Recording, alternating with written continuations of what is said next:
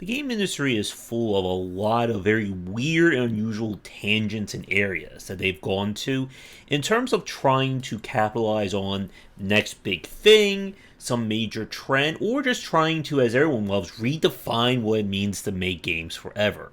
And in the 2000s, there was this very huge push towards episodic content, episodic storytelling. And for today's critical thought, we're going to talk about why there was so much buzz around it, and why it ultimately just kind of collapsed in on itself.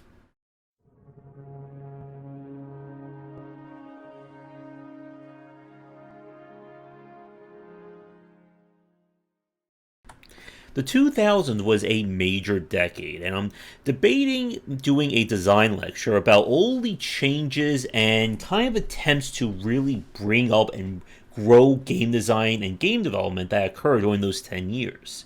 One of those was the rise of digital distribution. This crazy idea that you don't need CDs or go to a store to play and buy video games from. And we all know stuff like Steam just never worked, right? I mean, that just failed out after a month, as we all know.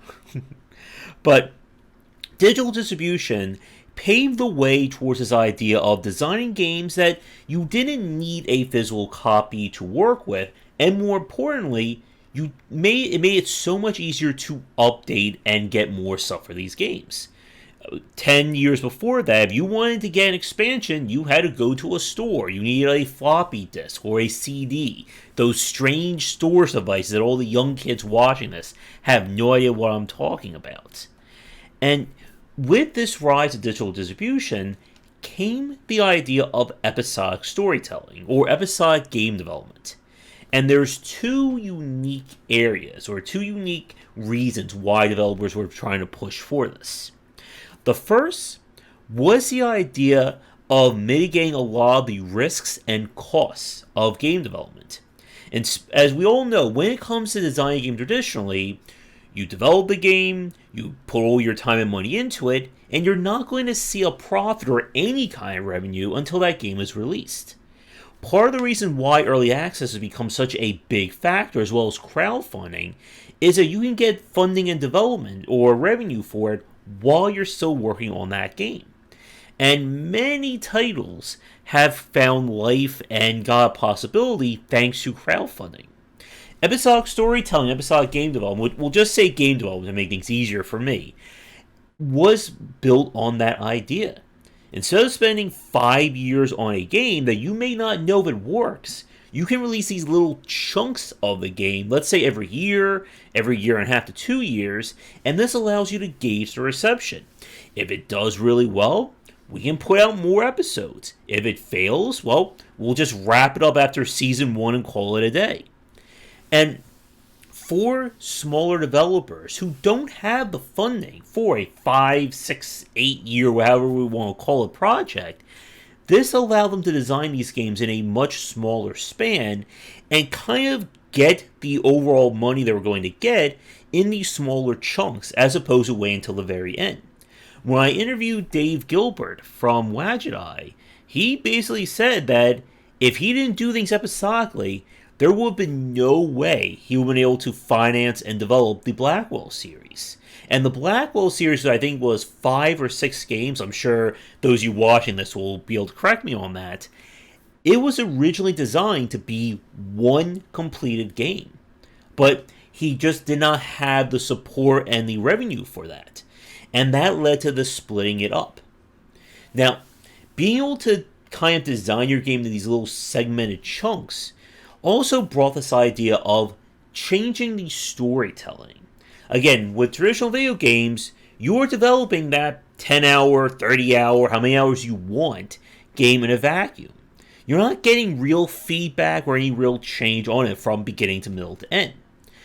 With the idea of episodic game development, soon came this idea of kind of trying to adopt this form of what we saw in the television or TV sphere of, prestige television. We're going to be very high concept, very unique and weird, or very mature, stuff like Breaking Bad, Legion, Game of Thrones, and many other examples I've yet to actually watch. And one of the pioneers of this space was, of course, Telltale Games. And Telltale made themselves recognized thanks to being one of the first developers to go all in on episodic game development. Originally starting on GameTap with the Sam & Max series, I believe Bone, and then doing their own thing. And they really, and I mean they really went all in on this. And the idea, of course, everybody's favorite phrase that you knew I was going to have to say here, your choice matters. Because as we all remember, stuff like, Clementine escaped the zombies, but can she hold out from Nappa's assault long enough for Goku to arrive to save the day? Tune in next time on The Walking Dead. Z. And this was kind of the other big push, that the audience could get involved. You know, your choice could affect what happens in game number 2, which could affect game number 3. And this also led into a change in structure. Games weren't just designed as an 8 to 10 hour experience. They were designed in 40-minute to 2-hour chunks with an exciting intro, the big game-changing or earth-shattering conclusion or a cliffhanger that's going to get you to check back. With the Resident Evil Revelations series, they had to do the whole previously on Resident Evil, and then next time on Resident Evil that I had to listen to about 30 times in the first Revelations game. And this was, again, this very big push towards the idea of quote-unquote legitimizing video game storytelling, and there's a lot we can unpack with that for another time. But nevertheless, this is what led to this push towards episodic game development, to try to get more money and provide more impact for the consumer. And during, I think it was the mid-thousands to, we could say, I don't know, maybe early to mid-2010s, this was a very big push by developers. We could even argue the idea of having annual or seasonal season passes with additional content and storytelling as an example of episodic game development. That the game is not just done. We're going to release, another 2-hour chunks of story, then another 2-hour chunk. And a lot of what we saw was really the precursor to early access. The idea that you can release a game in smaller chunks or get revenue before the game is released to provide a studio with some level of risk management, risk mitigation, and support when they need it. So with all that said, though, why did this fail? And there are several reasons for this. And for this first part, before we switch over, we'll go over one of them. One of the big reasons why was that the games themselves really weren't capitalizing on this. And in a way, it kind of flew in the face of women to play games. When we buy a video game, we will usually tend to sit there and play for as long as we want. Consumers don't like being told that you can't do something with a game that you own. And what happened for a lot of these episodic games is that you buy the game, you're so excited to play it, and then you can't for another 6 to 8 months, or in some cases, a year to 2 years. And in even more cases, never, because the game failed after the first or second chapter. And that, not having that level of consistency, really hurt this idea. Again, going back to prestige television, that what we see with television these days is that you either go the Netflix, weekend binge model, that you release 6 to 10 episodes, you watch on the weekend, you're all excited about it, or you do a very fixed schedule, once a week, once every 2 weeks. The idea is to promote a level of consistency. Unfortunately, as game developers know, consistency is very hard to do when there are no set rules and guidelines for how game development works. And a lot of people got annoyed with Telltale when they weren't consistent. It was, episode 1 comes out here. 2 months is episode 2. 4 months is episode 3. 1 month is episode 4 for some reason. Then 1 year for episode 5. And this made it very hard to care about these games. Then there's the idea with Revelations 2 over there that the game was done. When they released the very first episode of it, there was no coming soon. That was it. Like, they had everything already finished. And they just purposely cut it up to try and get things piecemeal. $4.99 for this episode, $5.99 for this one. And it really wasn't using this idea of episodic game development to its capacity. Going back to the idea of choices mattering, what developers learn, as we said in previous topics, every choice that you give to the player is another permutation that you need to design your game around. So when you say 3 choices matter, that means you are designing 3 more complete storytelling chains or story plots that are going to be in your next game. And if those stories lead to more chains, that's going to be involved in your next episode. And we saw this kind of come to a head with Mass Effect, and how people got very angry at BioWare for not accommodating 3 games worth of choices into a single game's ending. And the answer is that you don't. Unless you have, several thousand people working on your game and millions upon millions of dollars of development and writing that you can put into it. But this didn't stop developers like Telltale from trying to do this. And it often led these games feeling very cheap. When you see a message saying they will remember it, and no, they will not. And even if they do, it's not going to matter to any macro or micro storytelling. All your choices aren't going to matter because this season has already been written and scoped out. Likewise, the next season is going to focus on what the developers intended. And this really led to a lot of people just getting really annoyed with episodic game development. And to be perfectly frank, I don't think there was one game or one series that truly succeeded when it came to episodic storytelling. Even the best examples kind of still flopped. And that was another very big point about how this came in terms of digesting video games. Reviewers got completely, thrown out in a loop over how to review these games. What we saw were many of them treating each episode in a season as its own separate game. And the problem with that was it led to very inconsistent scores. So, episode 1 of the game, really solid beginning, 8 out of 10. Episode 2 of the game just kind of meandered, 2 out of 10. Episode 3, shocking twist, 9 out of 10. So, what do we give the season? Well, do we average those scores? And it kind of leads to that analogy of the whole cooking analogy about why you want one complete dish instead of taking 2 or 3 dishes and putting them all together. You want everything to be graded as a whole, leading into that adage, greater than the sum of its parts. With episodic game development, it didn't work that way. So you either had to make each episode bigger and more elaborate than the previous, or it just felt like, why? Why should I play episode 2 of your game if it's the crappy version or the crappy episode? Why don't you just skip to episode 3? And again, people will say, well, your choices will matter, but they did not, and why things kind of failed out in that regard.